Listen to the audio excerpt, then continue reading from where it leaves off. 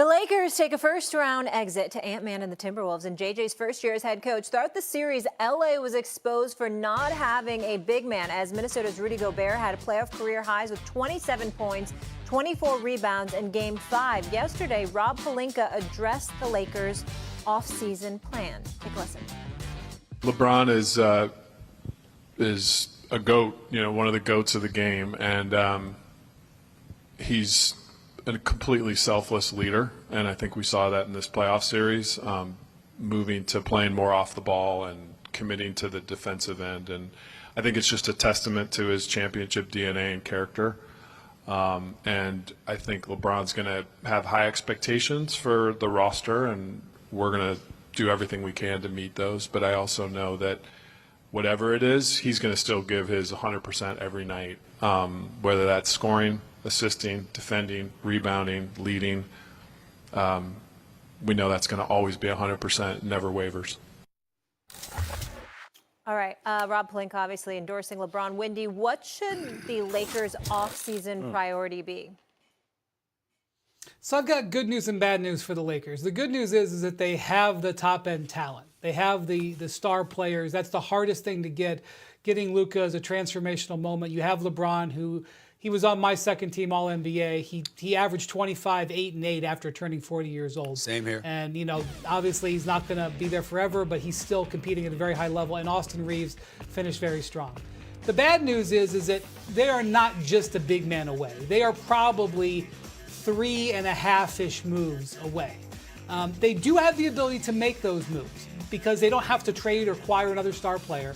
But it's going to take some really good maneuvering by the Lakers and by Rob Pelinka over this summer. He's going to have a really good June and July for the Lakers to be making a run at the title next year. Obviously, they need a big man, but they also need athleticism and defense on the perimeter.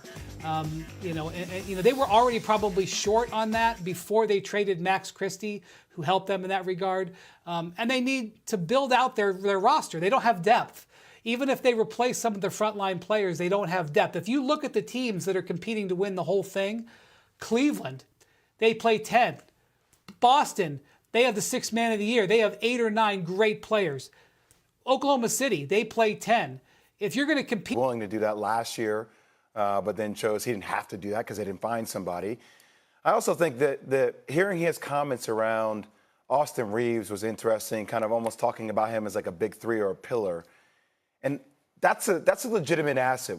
I know what they can get as it relates to a big, with their original package of Dalton Knecht and a draft pick. But Austin Reeves probably seems like their best trade asset that can get you some help on the perimeter and get you a bigger return. As it relates to a big, Stephen A., the other day I said it to you, could a guy like Jared Allen, could you find a way to get a guy like Jared Allen as somebody that can actually protect the rim? And then how do you get some youth there and some people that can help with floor spacing that can give you defense on the perimeter and give you shooting that allows Luka to kind of play at that level? But the rim protection, I think, is critical if you're going to build personnel-wise around Luka. He needs that with him being defensively the way he is. Well, a couple of things. Number one, Rob Pelinka running this organization, as much as we want to be critical of him to some degree, we were applauding him when this deal took place. And the fact that he didn't have to give up more than Anthony Davis in order to get Luka Doncic, even though obviously they gave up Christie as well. But the point is that when you look at the Los Angeles Lakers, I think the name that comes to mind is LeBron James. And I'm going to tell you why. It's not just about whether or not he's going to stay, which I firmly believe he will stay. He will return next year, not just to the NBA, but to the Los Angeles Lakers. I don't think he's going anywhere else. But the other side to this is this. Clearly, upgrading the conditioning of Luka Doncic is going to go a long way. Well, damn, who's the person that we applaud for being in elite physical condition year after year after year? Who's the guy that's revered for paying about $1.5 million, if not more, on his body every single year just to keep himself healthy? When you talk to anybody that's been around LeBron James, been associated with him in terms of his professionalism, it ain't just on the basketball court, off the court. That brother comes to work every day. I'm talking about working on his body. Well, when you're a leader, unfortunately, you got to get others to do the same. They're certainly making enough. You know, you want to sit up there and you want to be like, listen, you're going to be around me. You got to maximize your potential. No, you cannot be LeBron James, but you know what you can be, Jay? You know what you can be, Wendy? Your absolute best self. You can be somebody that goes about the business of trying to be all you can be instead of being passé about it and nonchalant. If you're a leader, you got to demand that. You got to insist upon that. And I think that considering Luka's potential, if LeBron can't do it, no one can. If he can't get him to do it, no one can. The other thing I will say is this. We got about 4 players. You brought up Austin Reeves. Let me tell you what the problem with Austin Reeves is, Jay, the contract. Because it's beautiful to have because you're only paying him $13 million. But we all know he deserves exponentially more based on the level of production that he's had. So if you're moving him, you're giving somebody else a bargain and giving away the bargain you had. That's problematic, too. What you going to do with Rui Hachimura? You trying to tell me Rui Hachimura ain't worth more than $18 million? That's what he's getting paid next season.